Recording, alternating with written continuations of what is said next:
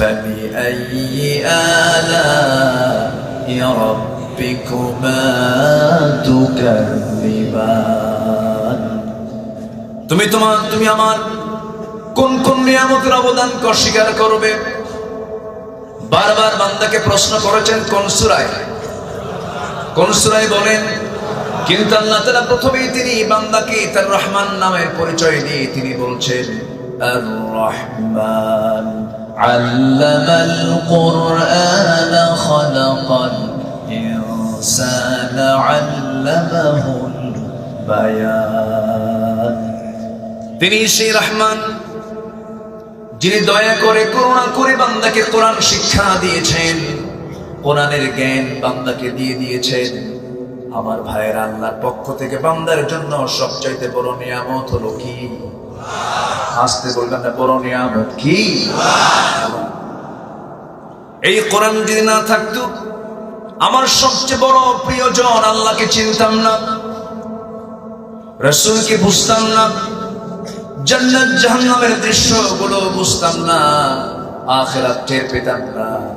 আল্লাহ বলছেন বান্দারে আমি তোকে সব জানিয়ে দিয়েছি এই কিতাবের মধ্য দিয়া। বান্দা এই কিতাব যত পড়বি তোর ঈমান তত মজবুত হয়ে যাবে। এই পৃথিবীতে যার যে বান্দার কিতাবের সঙ্গে সম্পর্ক বেশি, আল্লাহর সঙ্গে তার সম্পর্ক বেশি, কত সিলেবাস আমার দেশে আসলো আর গেল, সর্বশেষ একটা সিলেবাসে দেখতে পেলাম ক্লাস 6 একটা সিলেবাসে আমাদের সন্তানদেরকে শেখানো হলো মানুষ নাকি আগে বানর ছিল। কি ছিল? বানর ছিলাম আমরা?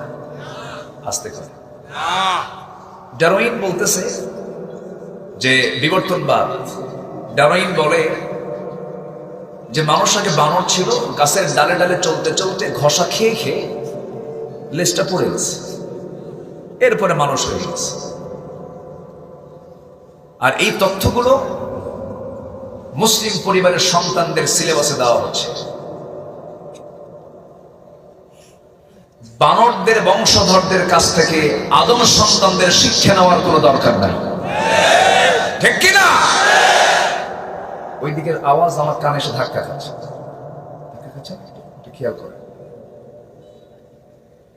আমার ভাইয়েরা, তাহলে আমাদের আব্বাকে, জোরে বলেন, আমাদের আব্বাকে, আমাদের আম্মাকে মাঝখানে বানর কেমনে আসলো? বলেন কেমনে বানর আসলো? বুঝলাম না কিছুই। এই পৃথিবীর প্রথম মানুষ জান্নাতের বাসিন্দা ছিলেন, আমাদের বাপের পিঠা কোথায়? অনেকে চিন্তাই করছেন কুতুবদিয়া। আমাদের বাপের পিঠা কোথায় বলেন? আমার আব্বা জান্নাতের খাবার খেয়েছেন, আমার মা জান্নাতের খাবার খেয়েছেন, কিন্তু আল্লাহ শর্ত জড়িয়ে দিয়েছিলেন ফালা তাকরাবা হাদিহিশ শাজারা ফাতাকুনা মিনাল যালিমিন ফাআযাল্লাহুমাশ শাইতান। কিন্তু কি হলো? শয়তান দুজনকে পদস্খলন করে দিল। আব্বাও থাকতে পারলেন না, আম্মাও থাকতে পারলেন না, মা বাবা দুজনকে আল্লাহ রাব্বুল আলামিন বললেন শোনো আদম, সিদ্ধান্ত আমার পাকা হয়ে গেছে, ইন্নী জাআইলুন ফিল আরদি খলিফা। চলে যাও আদম, কুলনা হাবিতু মিনহা জামিআন ফাইম্মা ইয়াতিয়ান্নাকুম মিন্নী হুদান ফামান তাবিআ হুদায়া ফালা খাউফুন আলাইহিম ওয়ালা হুম ইয়াহজানুন। দুজন দুই জায়গায় পড়ে গেলেন। আমার আম্মা পড়লেন জেদ্দায়, আমার আব্বা পড়লেন শ্রীলঙ্কায়। দুইজন দুই জায়গায় পড়ে জিকির করছেন কার? আসতে বলবেন না, জিকির করছেন কার? সেই জিকির কোরআনে আছে না নাই? মানুষ আগে নাকি বানর ছিল, সেই জিকিরটাও কোরআনে আল্লাহ রাব্বুল আলামিন তুলে ধরেছেন। সবাই বলেন রব্বানা যালামনা আনফুসানা ওয়া ইল্লাম তাগফির লানা ওয়া তারহামনা লানাকুনান্না মিনাল খাসিরিন। এটা হলো পৃথিবীর প্রথম দোয়া, এটা আদমের দোয়া, ইব্রাহিমের দোয়াও আছে, সব নবীর দোয়া আছে না নাই? রব্বানা তাকাব্বাল মিন্না ইন্নাকা আনতাস সামিউল আলিম ওয়া তুব আলাইনা ইন্নাকা আনতাত তাওয়াবুর রহিম। এটা হচ্ছে আমাদের জাতির পিতার দোয়া। ইব্রাহিম আলাইহিস সালাম এই দোয়াটা করেছেন, সাথে আরেকটা দোয়া করেছেন। এই দোয়াটা সবার জানা দরকার, খুব দামি একটা দোয়া। সবাই বলুন, রব্বানা হাব লানা মিন আজওয়াজিনা ওয়া যুররিয়াতিনা কুররাতা আ'য়ুনিন ওয়াজআলনা লিল মুত্তাকিনা ইমামা। কি সুন্দর দোয়া! আল্লাহ, তুমি আমাকে সুন্দর পবিত্র চরিত্রবতী স্ত্রী, পরিবার, সন্তানাদি দিয়ে দাও। এরকম দোয়া না করে আপনি সন্তান, নেক সন্তান কেমন করে পাবেন, নেক স্ত্রী কেমন করে পাবেন? এই দোয়াগুলো নবীরা শিখিয়ে দিয়েছেন। ইউনূস আলাইহিস সালাম দোয়া করেছেন কি? সবাই বলেন, লা ইলাহা ইল্লা আনতা সুবহানাকা ইন্নী কুনতু মিনাল যালিমিন। এখানে কি কোনো বানর টানর ছিল কেউ? কিন্তু আছে, ইতিহাসে কোনো বানর আছে? আমার ভাইয়েরা, আইয়ুব আলাইহিস সালাম তিনি দোয়া করেছেন, রব্বি আন্নী মাসসানিয়াদ দুররু ওয়া আনতা আরহামুর রাহিমিন। জোরে বলুন আল্লাহু আকবার। আমার নবী দোয়া করেছেন, সবাই বলেন, রব্বানা আতিনা ফিদ দুনিয়া হাসানাতাও ওয়া ফিল আখিরাতি হাসানাতাও ওয়া কিনা আযাবান নার ওয়াজআলনাল জান্নাতা মা'আল আবরার। জোরে বলুন আল্লাহু আকবার। কি সুন্দর করে নবীরা সব শিখিয়ে দিলেন। তারাই হলেন সভ্যতার অগ্রনায়ক। তারা এনেছেন, আদম আলাইহিস সালাম ছিলেন কৃষিকাজের রূপকার। পৃথিবীর প্রথম মানুষ জ্ঞানী। প্রথম মানুষ কি? জ্ঞানী। প্রথম মানুষ নবী। প্রথম মানুষ কিতাবওয়ালা। আল্লাহু আকবার। প্রথম মানুষটাই কিতাবওয়ালা, প্রথম মানুষটাই জ্ঞানী, প্রথম মানুষটি বিশেষ বিজ্ঞানী, মহাজ্ঞানী তিনি ছিলেন। ওয়াআল্লামা আদামাল আসমাআ কুল্লাহা। আমি আদম আলাইহিস সালামকে এই দুনিয়ার যত কিছুর নাম, সব নামের শিক্ষা দিয়েছিলাম। সব কিছুর নাম তিনি জানতেন। কিয়ামত পর্যন্ত আদমের মতো এত জানা মানুষ পৃথিবীতে আর আসবে না। জোরে বলুন আল্লাহু আকবার। প্রথম মানুষ কি বানর ছিল? আগের মানুষ কি বানর ছিল? তাহলে এই সমস্ত কথাগুলো হলো কুফরি কথা। এই সমস্ত কথা হলো নাস্তিকদের কথা। নাস্তিকদের বংশধর বানর থাকতে পারে, ঠিক কিনা বলেন? ওরা তো বানরই। উলাইকা কাল আনআম। কি কাল আনআম না? কাল আনআম তো বানরই। আল্লাহ রাব্বুল আলামিন তাদের ব্যাপারে বলেছেন, যারা পারেন সঙ্গে পড়ুন, ঠোঁট মিলা সব পাবেন। খুব কমন সূরা, কমন আয়াত। ওয়ালাকাদ যারা'না লিজাহান্নামা কাসীরাম মিনাল জিন্নি ওয়াল ইনস লাহুম কুলুবুন লা ইয়াফকাহুনা বিহা ওয়া লাহুম আ'য়ুনুন লা ইউবসিরুনা বিহা ওয়া লাহুম আযানুন লা ইয়াসমা'উনা বিহা উলাইকা কাল আন'আমি বাল হুম আদাল উলাইকা হুমুল গাফিলুন। আল্লাহ বলছেন, যারা চোখ আছে দেখে না, কান আছে শোনে না, অন্তর আছে বোঝে না। চোখ আছে বানরের তথ্য দেখে, কান আছে খারাপ কিছু শোনে, অন্তর আছে আল্লাহর বিরুদ্ধে চিন্তা করে। এই সমস্ত লোকদেরকে আল্লাহ গালি দিয়ে বলছেন, উলাইকা কাল আনআম, এরা হলো চতুষ্পদ জন্তু। আল্লাহু আকবার। কার কথা? আল্লাহ। তাহলে ওদের যে তথ্য ওরা যে দিছে, ওদের সঙ্গে মিল আছে না? মিল আছে না? আমরা মানুষ, ওরা বানর, ঠিক আছে না? বাল হুম আদাল, অথবা এর চেয়েও নিকৃষ্ট। একটা কুকুর, সে তার প্রভুকে চেনে, কি ঠিক না? একটা কুকুর সারা রাত জেগে থেকে আমার মালিকটা কখন আসবে, অথচ একটা মানুষ তার রবকে চিনতে পারে না। এরকম পোড়া কপাল কিছু আছে না নাই? আসতে বলবেন না, আছে না নাই? দিন শেষে আমার বন্ধুকে বলেন, দিন শেষে আমার পরম বন্ধু তিনি কে? কেউ কি আমার আপন? এটা একটা গান গাইছে না, আপন মানুষ চেনা বড় দায়। যদি এই গানটার সঙ্গে মিউজিক দিয়া বহুজন বহু গান গেয়েছে, তবে কথার গানের ভাষাটা ভালো। পৃথিবীতে কেউ তো আপন না। কে বলেছে স্ত্রী আপন? কে বলেছে আমার সন্তান আপন? কে বলেছে আমার কি বলে ভাই আপন? কে বলেছে? কে বলেছে? কেউ আমার আপন না। আপন জন বলতে বুঝায় একজন, কি তিনি আমার। আরো জোরে, আরো জোরে। আল্লাহ ছাড়া মাবুদ নাই, রাসূল ছাড়া নেতা নাই, ঠিক কি না? আমার মাবুদ কে? এখনই আমি মরে যাই, এখানে অনেকে বসে আছেন, হাজার হাজার মানুষ, হঠাৎ করে একজনের মৃত্যু হলো, আপনি কি করতে পারবেন? বড় জোর, এটা তো কুতুবদিয়া। হয়তো বড় জোর আপনি একটা স্পিড বোট পাশে ভাড়া করে সেখানে উঠায় দিলেন।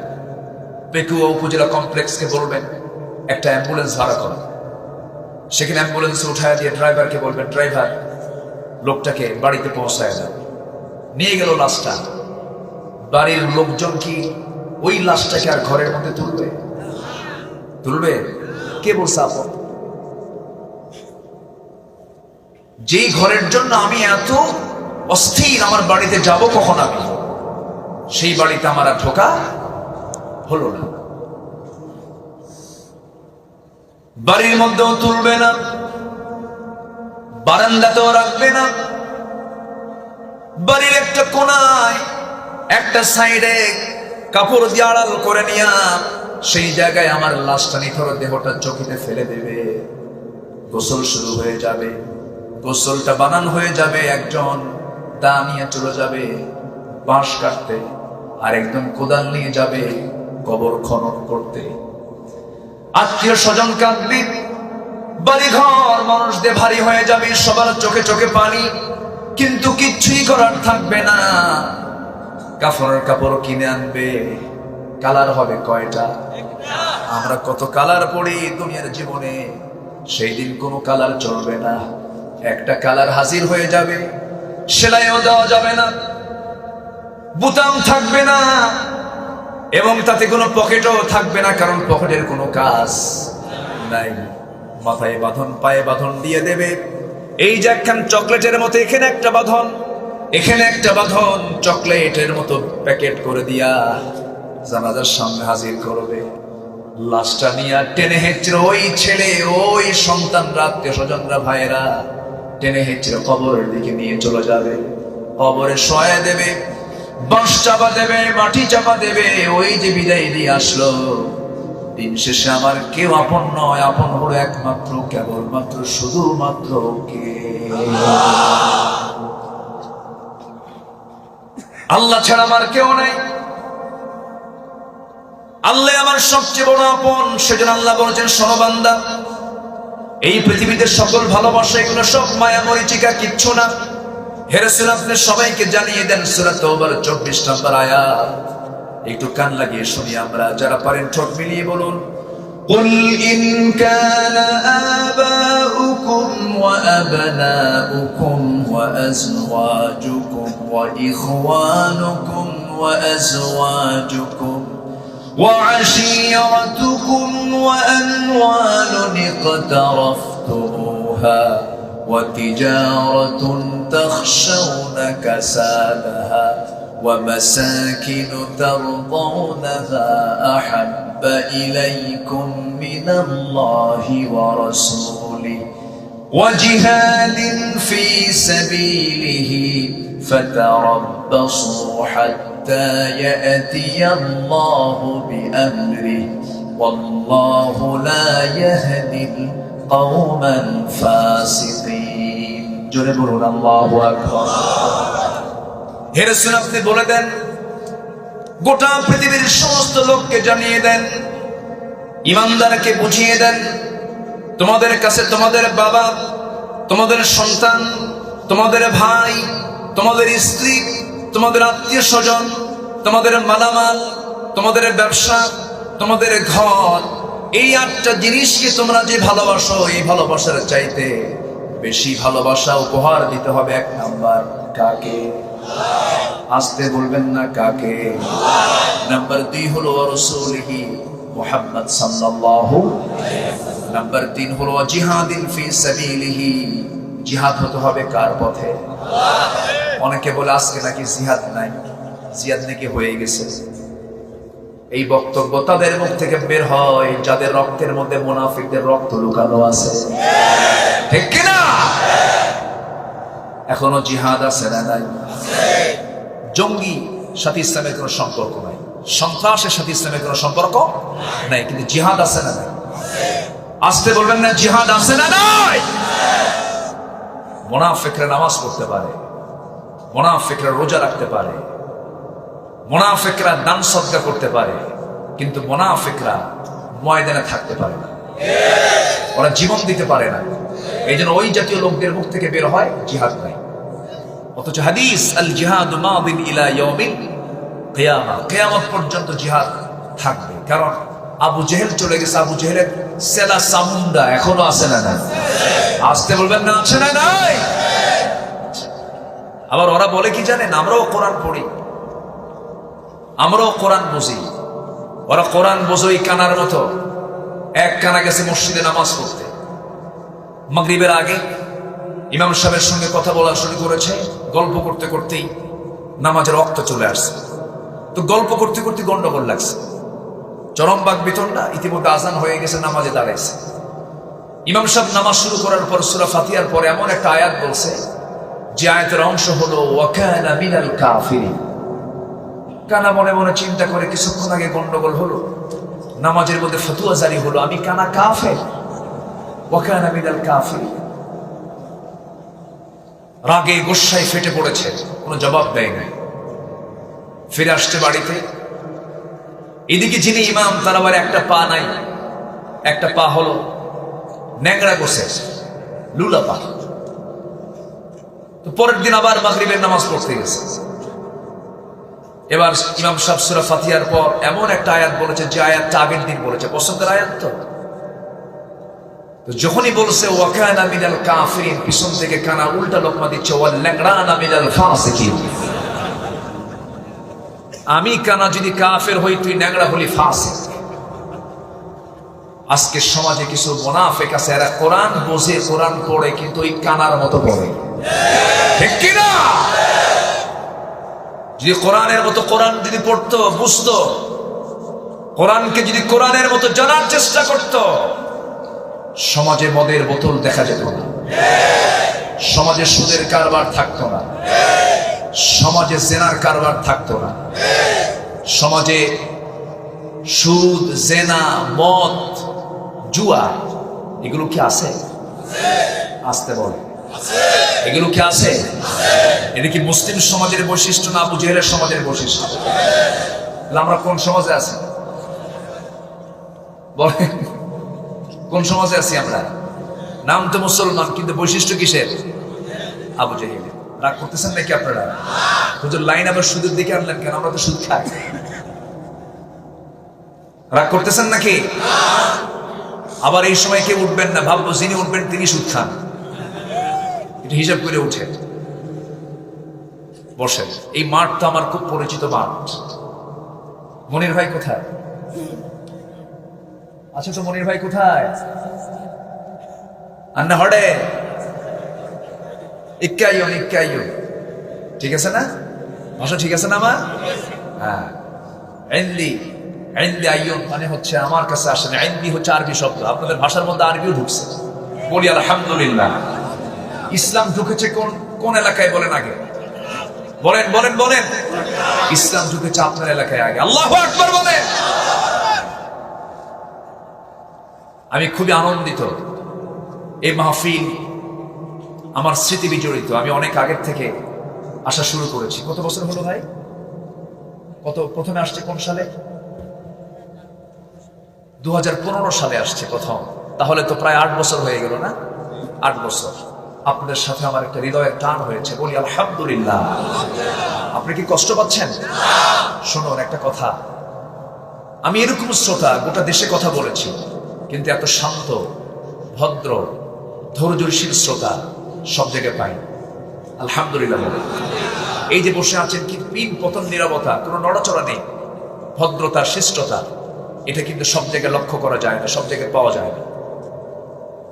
সম্মানিত ভাইয়েরা, কোরআন শোনার জন্য যে হৃদয়টা অস্থির হবে না, মাহফিলে এসে যে ব্যক্তি কোরআনের ময়দানে বেশিক্ষণ বসে থাকতে যার বিরক্ত লাগবে, কোরআন তেলাওয়াতে যার মজা থাকবে না, যে ব্যক্তি সেজদা দিয়ে মজা পাবে না, ভাবতে হবে তার ঈমানে বড় একটা রোগ ধরেছে, ঠিক কি না?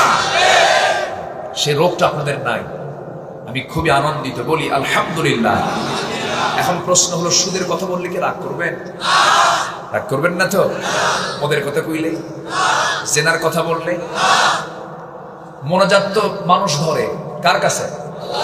আর কিছু বান্দা আছে মোনাজাত ধরে এরকম করে 6-7 জন বিনা। জুয়া খেলে জুয়া, ওটাও দোয়া, ওটাও মোনাজাত, এরকম উৎসাহ করে ধরে না। ওই মোনাজাত ধরা যাবে না, মদের কারবার করা যাবে না, সুদের কারবার করা যাবে না, জেনার কারবার করা যাবে না।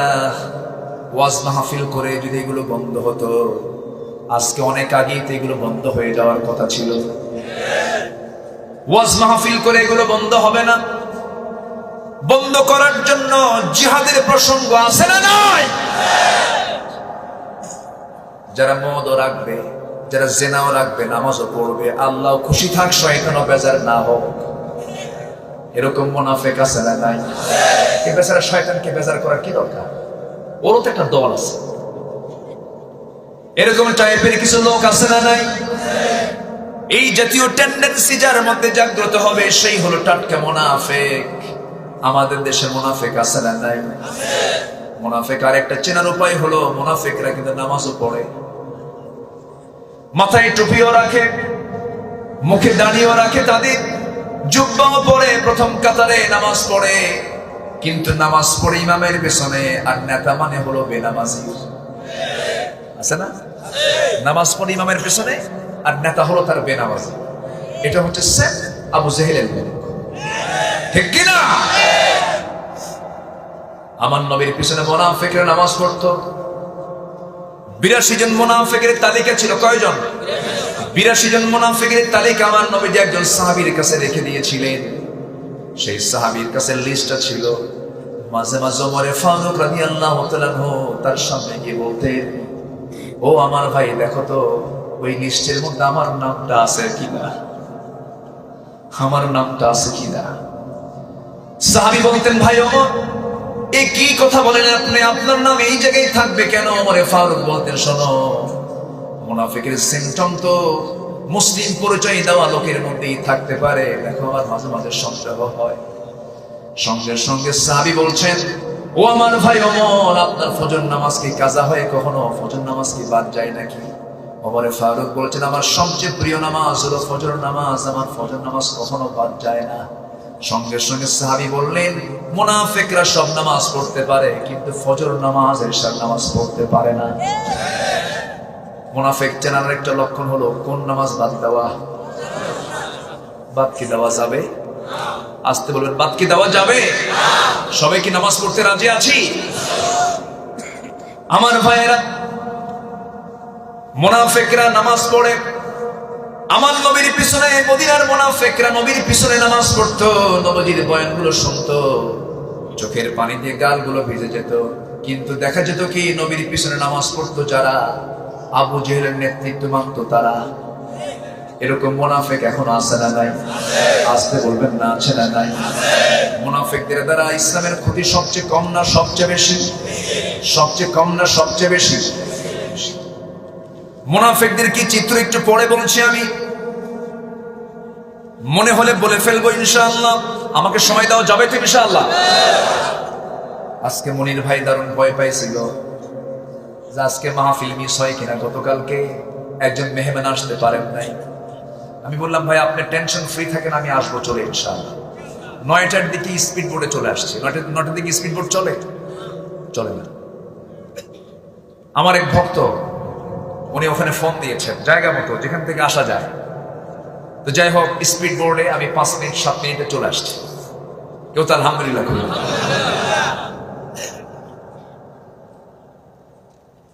সম্মানিত ভাইয়েরা, সম্মানিত বন্ধুগণ,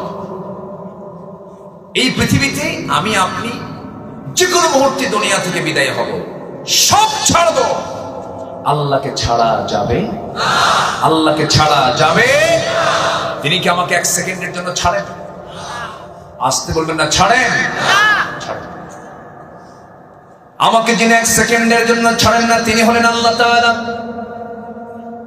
আমার চোখ তিনি চালান, আমার কান তিনি চালান, আমার নাক তিনি চালান, আমার হার্ট তিনি চালান, আমার লাংস তিনি চালান, আমার কিডনি তিনি চালান, মাথা থেকে পা পর্যন্ত সব একমাত্র অবদানকার আল্লাহর অবদান। কি সুন্দর করে আমাকে তিনি বানিয়েছেন।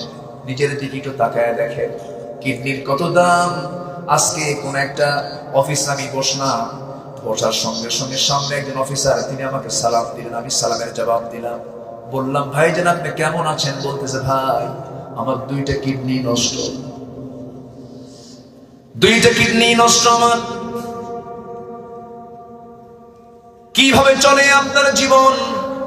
সঙ্গে সঙ্গে তিনি বলছেন প্রত্যেক সপ্তাহে একটা দিন করে আমি হসপিটালে আমাকে যেতে হয়, ডায়ালিসিস করতে হয়।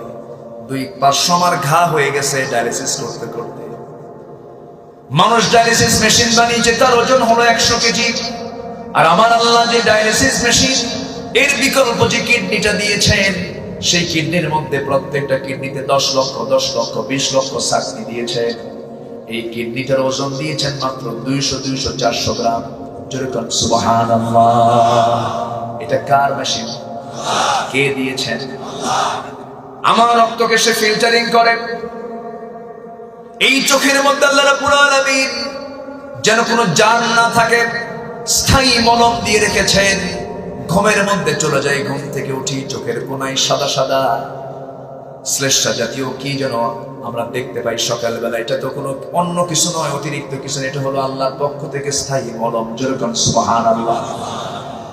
জমিনে চলতে গিয়ে হঠাৎ করে লবণ চাষি লবণটা সিটে এসে চোখের মধ্যে ঢুকে গেল, সঙ্গে সঙ্গে চোখে কি বের হয়? আবার এক্সট্রা করে পানি বের হয়ে যায়। সেই পানি কিন্তু ড্রিঙ্কিং কোন ওয়াটার নয়, এই পানি কিন্তু দুনিয়ার কোনো পানির মতো পানি নয়। এটা হচ্ছে মলম পানি।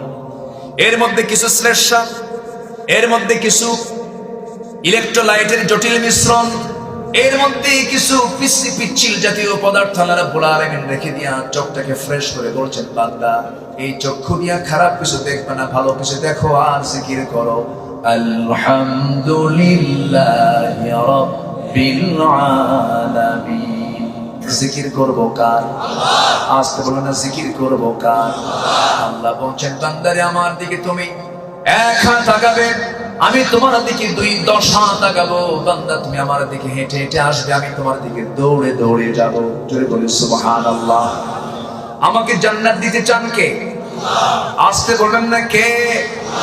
আল্লাহ বলছেন বান্দা আমি যতই দূরে থাকি না কেন তুমি ভেবে না আমি আর শাসিনে আসছি, আমি কিছুই দেখি না, সব তো আমি দেখি, কিন্তু আমি তোমার জন্য জান্নাত রেখে দিয়েছি। এত সুন্দর জান্নাত, এত সুন্দর জান্নাত, এত সুন্দর জান্নাত আমি তোমাকে দেব। সর্বনিম্ন জান্নাত যাকে দেওয়া হবে 10টা পৃথিবীর মতো একটা জান্নাত আল্লাহ তাআলা একজন বান্দাকে দিবেন। জোরে বলেন সুবহানাল্লাহ। 10টা পৃথিবী মনে হয় ছোট হয়ে গেছে। ছোট হয়েছে নাকি? পৃথিবী কি ছোট না বড়? 228টি দেশ। কত বলেন? 228টি দেশ। 228টি দেশ মিলে একটা পৃথিবী। এই পৃথিবী এত বড়, এই পৃথিবী এরকম 10টা পৃথিবী এক জায়গায় করলে পরে একজন সর্বনিম্ন বান্দার জান্নাত আল্লাহ তাআলা দিয়ে দিবেন। সেই জান্নাত লাভের জন্য চেষ্টা করার দরকার আছে না নাই? আসতে বলবেন না, আছে না নাই? সম্মানিত ভাইরা, আজকের মাহফিলটা এত সুন্দর আমি আমার কাছে ফিল হচ্ছে ইতিপূর্বে আমি এত সুন্দর পরিবেশ আমি দেখতে পাইনি। বলি আলহামদুলিল্লাহ। মাইকিং লাইটিং সব ভালো। এই মাহফিলটাকে বিশেষ করে বাস্তবায়ন করার জন্য দক্ষিণ ধুরুং ইউনিয়ন শাখা সম্মানিত সভাপতি জনাব শাহেদ নূর ভাই, উনি কোথায়? উনি চলে গেছেন। ও আচ্ছা, শাহেদ নূর ভাই তিনি আজকের মাহফিলের বর্তমান সভাপতিত্বের দায়িত্ব তিনি পালন করছেন। আলহামদুলিল্লাহ, জোরে বলি আলহামদুলিল্লাহ। জি, এরপরে আরো এই অধিবেশনকে, এই প্রোগ্রামকে সফল করার জন্য অনেক দায়িত্বশীল ভাইয়েরা অনেক ভূমিকা পালন করেছেন। আমরা তাদের জন্য দোয়া করবো আলোচনার শেষে। জোরে বলি ইনশাআল্লাহ, আর জোরে বলি ইনশাআল্লাহ। আমাকে এটা দেওয়া হয়নি, এই জন্য আমি বুঝতে পারি না যে আমি পোস্টার দেখে আমি আজকের সভাপতি ছিলেন হলো যে শাহেদ নূর ভাই ছিলেন, বামপাশে বসা ছিলেন। উনি কোথায়? দোয়া হবে তো ওনার জন্য ইনশাআল্লাহ। জি বলি ইনশাআল্লাহ বলেন। সম্মানিত ভাইয়েরা, কষ্ট পাচ্ছেন নাকি? আলোচনা চালাই, জোরে বলি ইনশাআল্লাহ। তাহলে বাপ আগে না আল্লাহ আগে? আসতে বলো, বাপ আগে না আল্লাহ আগে? ছেলে আগে না আল্লাহ আগে? ভাই আগে না আল্লাহ আগে? স্ত্রী আগে না আল্লাহ আগে? আত্মীয় স্বজন আগে না আল্লাহ আগে? সম্পদ আগে না আল্লাহ আগে? ব্যবসা আগে না আল্লাহ আগে? ঘর বাড়ি আগে না আল্লাহ আগে? ভাবতে হবে। যদি এটা না হয়, আল্লাহ বলছেন ফাতারাব্বাসু হাত্তা ইয়াতি আল্লাহু বিআমরি, আল্লাহর ফয়সালা কিন্তু চলে আসবে। কার কথা? এটা আল্লাহ তাআলার কি নরম কথা না গরম কথা? নরম কথা না শক্ত কথা? শক্ত কথা। আল্লাহ তো আমাকে সর্বক্ষণ দেখেন, আল্লাহ আমার সবকিছু খবর রাখেন, কিন্তু আমি তো আল্লাহকে ভালোবাসতে পারি না। কিন্তু শর্ত হলো আমার জীবনের চাইতে আল্লাহকে বেশি ভালোবাসতে হবে, কারণ ওয়াল্লাযীনা আমানু আশাদ্দু হুব্বান লিল্লাহ, ঈমানদাররা সবচাইতে বেশি মহব্বত করবে কাকে? আসতে বলবেন না কাকে? আজান যখন হবে, আজান শোনার পর কাজ আগে না নামাজ আগে? কাজ আগে না নামাজ আগে? নামাজটা আগে। আমি আল্লাহকে মহব্বত করব মানে আল্লাহর সমস্ত হুকুম হাকাম গুলো মেনে চলবো, আল্লাহর সমস্ত বিধিবিধানকে মেনে চলবো। জীবনের এক জায়গায় না, সব জায়গায়, সব জায়গায়। কোন জায়গায় আল্লাহর বিধিবিধানকে মাইনাস করা যাবে না। একটু কান লাগাবেন, আল্লাহর প্রতি মহব্বত কাকে বলে, নবীর প্রতি মহব্বত কাকে বলে, সাহাবীদের জীবন দ্বারা আমরা বাস্তব প্রমাণ পেয়ে যাই। একজন সাহাবী, আমার নবী যখন মক্কা থেকে মদিনার দিকে চলে আসলেন, মক্কা থেকে মদিনায় কি বেড়াতে গেছেন না হিজরত করেছেন? কি বেড়াতে না হিজরত? আমার নবীর সেই হিজরতে নবীর আরাম হয়েছে না কষ্ট হয়েছে? নিজের ঘর বাড়ি কি সারা সহজ নাকি? পরিবারের মায়া ত্যাগ করেছেন, দেশের মায়া ত্যাগ করেছেন, সম্পদের মায়া ত্যাগ করেছেন, সকল কিছুর মায়া শুধু রাসূল ত্যাগ করেন নাই, সাহাবীরাও ত্যাগ করেছেন। সব ছেড়ে মদিনায় চলে গেলেন। একটা বছর চলে গেল, এক বছরে যেতে না যেতে বদর যুদ্ধের ডাক চলে এলো। বদর যুদ্ধের যখন ডাক চলে এলো, আমার নবীজি রমজান 16টা পালন করেছেন। দ্বিতীয় হিজরিতে রোজা ফরজ হয়, দ্বিতীয় হিজরিতে 16তম রমজান সাহাবায়ে কেরাম পালন করেছেন।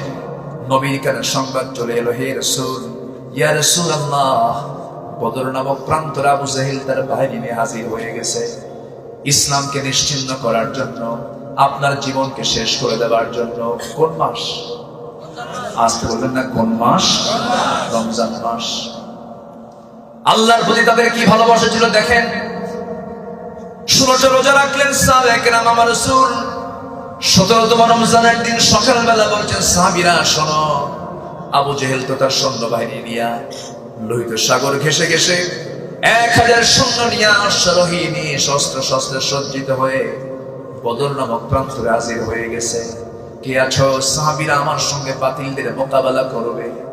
নবীর সামনে লাব্বাইকা ইয়া রাসূলুল্লাহ বলে বলছেন, হুজুর, হিজরত করেছি জীবন দেওয়ার জন্য, এই দুনিয়া থেকে জীবন দিয়ে জিহাদ করে আল্লাহর জান্নাতে মেহমান হওয়ার জন্য। যখন সুবহানাল্লাহ, আমার নবীজি খুশি হয়ে গেলেন।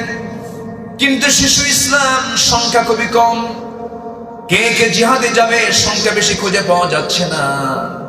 বুড়ো বুড়ো সাহাবীরাও জড়ো হয়েছেন।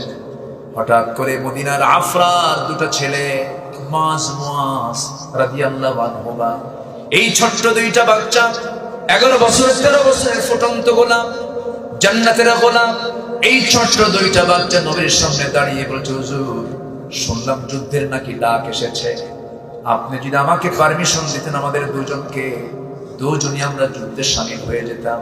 রাসূল বলছেন, কেমন করে সম্ভব? বয়স নাই, ফিটনেস নাই, তরবারি ধরার মতো বাহুবল নাই, আমি পারমিশন দিতে পারবো না, আমি অর্ডার দিতে পারবো না, অতএব তোমরা বাড়িতে ফিরে যাও। বড়জন বলছে, ইয়া রাসূলুল্লাহ, আমি তোর চাইতে একটু বড় আছি, অন্তত আপনি আমাকে অনুমতিটা দিয়ে দেন, আমি তরবারি ধরতে পারবো। ছোটজন বলে, হুজুর ও শুধু এমনি এমনি লম্বা, গায়ের শক্তি তেমন নাই, গায়ের শক্তি আমার বেশি। সুবহানাল্লাহ বলবেন না? আমার নবীজি একটা মুস্কি হাসি মারলেন। মুস্কি হাসি মারার সঙ্গে সঙ্গে রাসূল বললেন, ঠিক আছে, দুজন মারামারি শুরু করো। দুইজন লড়াই শুরু করে দিয়েছে। দুজন লড়াই শুরু করে দেওয়ার পর ছোটজনকে নিচে ফেলে দিয়ে বড়জন বুকের উপরে বসে আছে। ছোটজন বড় ভাইয়ের চোখের দিকে ইশারা করে চোখের ভাষায় বলছে, ভাই এইদিকে আয়। কানের মধ্যে মুখ ঢুকিয়ে বলছে, একসঙ্গে খাই, একসঙ্গে ঘুমাই, একসঙ্গে খেলাধুলা করি। তুই আজকে একে একে যুদ্ধে যাবি, তুই কি আমাকে নিয়ে যাবি না রে ভাই? আমি কি শহীদ হতে চাই না? আমি কি জিহাদ করতে চাই না? এই কথা বলি বলতেছে, তোর গায়ের শক্তি একটু কমায় দেখ। চট করে উপরে বড় ভাইয়ের উপরে বুকের উপরে বসে বলছে, হুজুর দেখেন আমি ওকে নিচে ফালায়া দিয়েছি। আমার নবীজি মুস্কি মুস্কি হাসি দিচ্ছেন, কিন্তু চোখের কোনা বেয়ে বেয়ে টপ টপ করে পানি পড়ছে। আমার নবীজি ছোট্ট দুইটা বাচ্চাকে কোলের মধ্যে নিয়ে আকাশের দিকে তাকিয়ে বলছেন, আকাশের মালিক আল্লাহ, এই ছোট্ট দুইটা বাচ্চার গায়ের শক্তি নাই, কিন্তু ইমানের শক্তি আছে। এই দুজনকে আমি পারমিশন দিয়ে দিলাম। যুদ্ধের ময়দানে আমার নবীজি নিজে অংশগ্রহণ করলেন, রোজা ভেঙে ফেলে দিলেন। কিসের জন্য? মানে কিসের জন্য বলেন? তাহলে কোন কাজের জন্য রোজা ভাঙ্গা লাগলো? জিয়াদের দাম নাই, আছে না নাই? রোজা রাখা কি? বলে রোজা রাখা কি? আবার রোজা ভাঙ্গাও কি? কি রোজা ভাঙ্গাও কোন ইবাদতের জন্য? দাম নাই। বলে জিহাদ নাকি নাই এখন? আমার ভাইয়েরা, আমার নবীজি বলেন, সাহাবীরা রোজা ভেঙে ফেলো। সাহাবীরা বলেন, হুজুর রোজাও রাখবো, জিহাদও করবো না। না, শক্তির প্রয়োজন আছে। ফাইদাতুম মিন আইয়ামিন উখর, অন্য সময় তোমরা রাখতে পারবা, ভেঙে ফেলে দাও। সাহাবে কেরামকে সঙ্গে করে নিয়া রোজা ভেঙে দি প্রহরে নবীজি রওনা করলেন।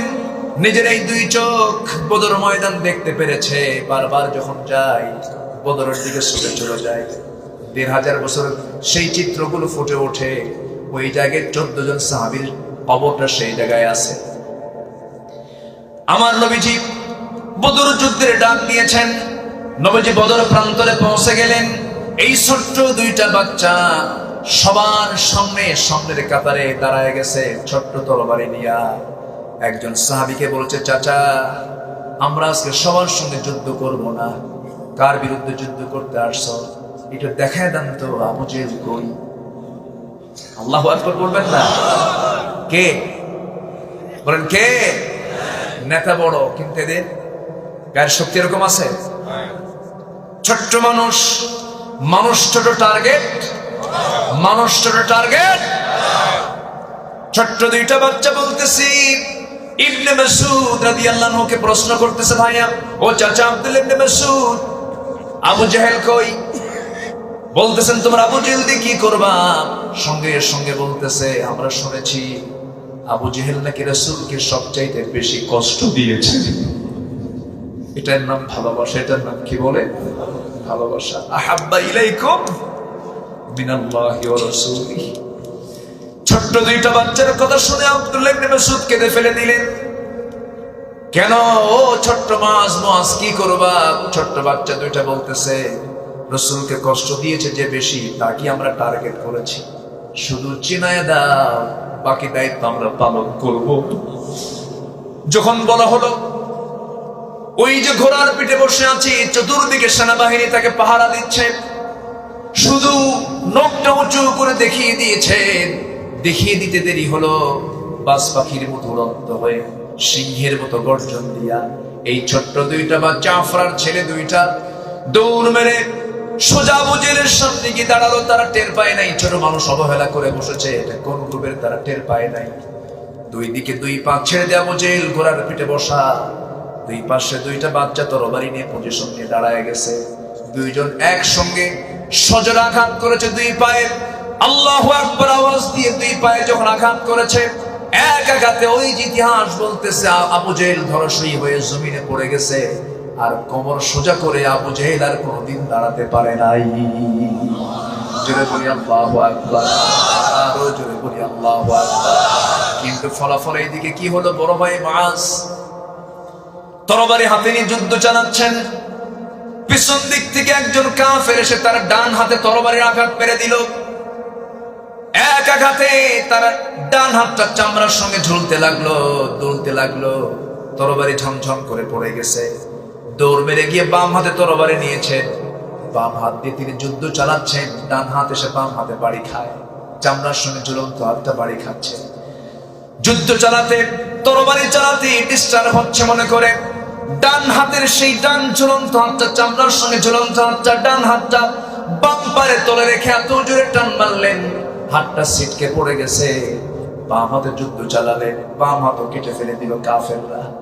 দুইটা হাত যখন কাটা, তরবারি ঝমঝম করে পড়ে গেছে। সামনে তীরের মতো দাঁড়ায় আছে মানুষ, সামনে তীরের মতো দাঁড়ায় আছে, কেউ নাই তার পাশে, কিন্তু মুখে হাসির ঝিলিক, কারণ জান্নাতের গন্ধ নাকে পাওয়া গেছে। আল্লাহু আকবার।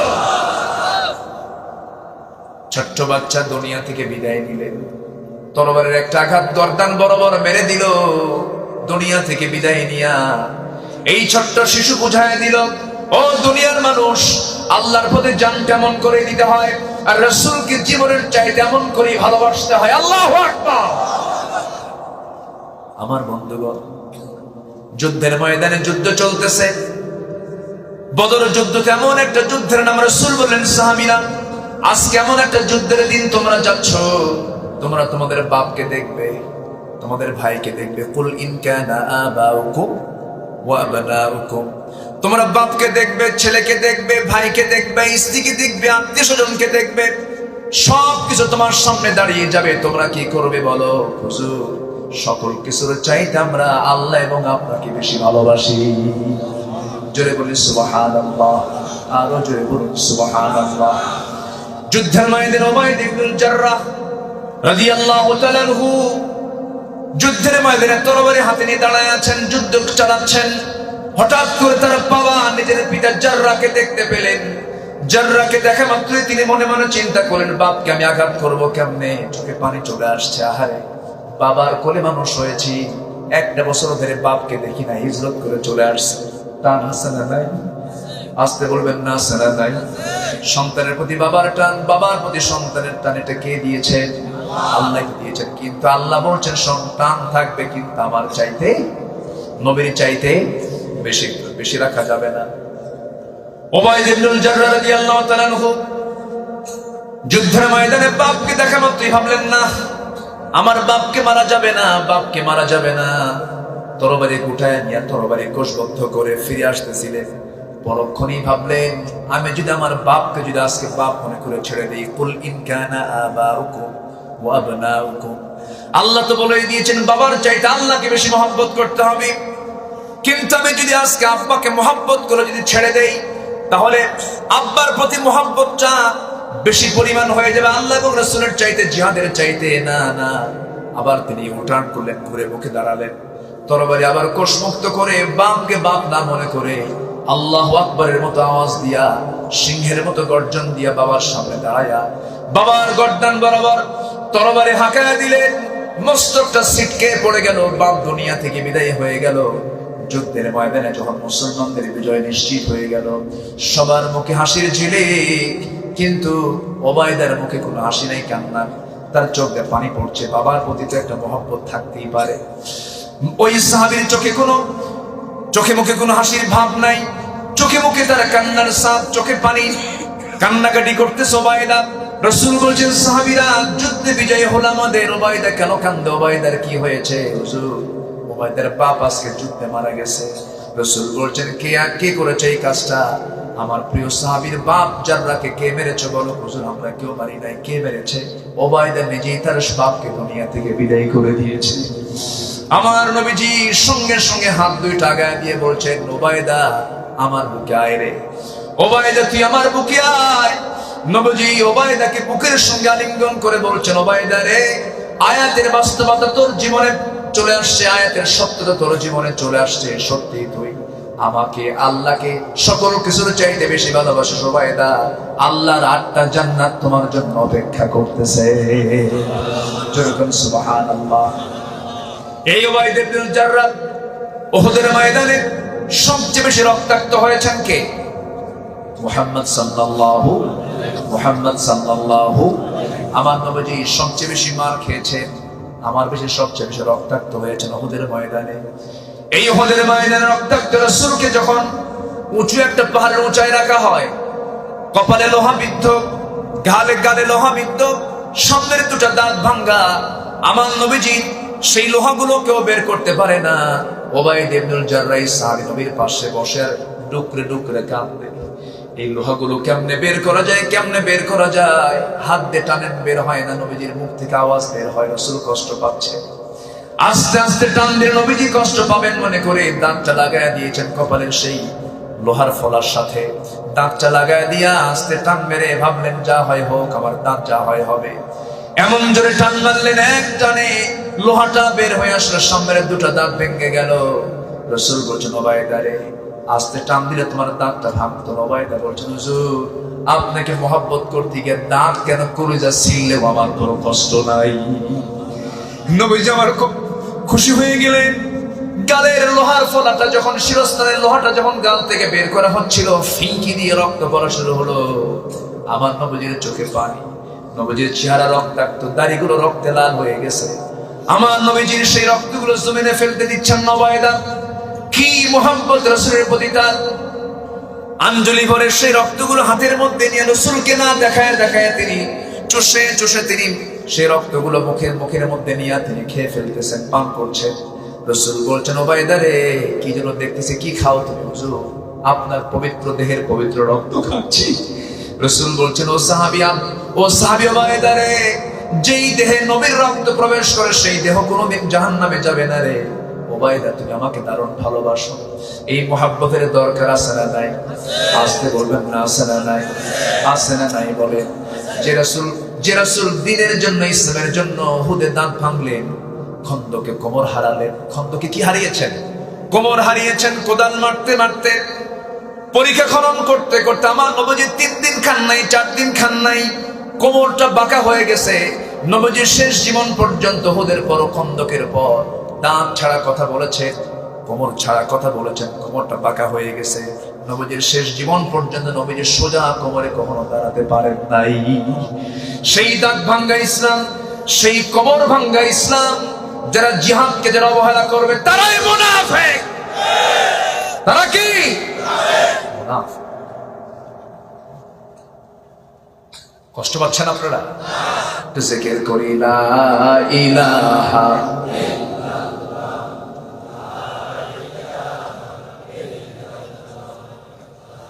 আরো জোরে লা ইলাহা সুবহানাল্লাহ আলহামদুলিল্লাহ, আরো জোরে লা ইলাহা, লা ইলাহা ইল্লাল্লাহু মুহাম্মাদুর রাসূলুল্লাহ সাল্লাল্লাহু। আল্লাহ তাআলা কয় ভালোবাসার কথা বলেছেন? 8টা। সকল 8টা যে ভালোবাসা তোমাদের আছে, সকল কিছুর চাইতে বেশি ভালোবাসতে হবে কাকে? 1 নাম্বার কে? নাম্বার 2 মুহাম্মদ সাল্লাল্লাহু। নাম্বার 3 হচ্ছে জিহাদকে পছন্দ করতে হবে। জিহাদ মানে কি? আপনি আসছেন, বাড়ি থেকে বের হয়েছেন, এটা কি? ফজরে মন উঠতে চায় না, ঘুম থেকে উঠেছেন নামাজের জন্য, এটা কি? জিহাদ। চেষ্টা, মুজাহাদা, এটা কি জিহাদ বলা হয়? এটার চূড়ান্ত রূপ আল্লাহর পথে সংগ্রাম করা। কিন্তু জীবনের প্রতিটি চলাচলে জিহাদের গুরুত্ব আছে না নাই? আসতে বলবেন না, আছে না নাই? সবাইকে 5 ওয়াক্ত নামাজ পড়ি। 5 ওয়াক্ত নামাজ পড়তে রাজি আছেন? কার একটু হাত তুলে দেখান তো।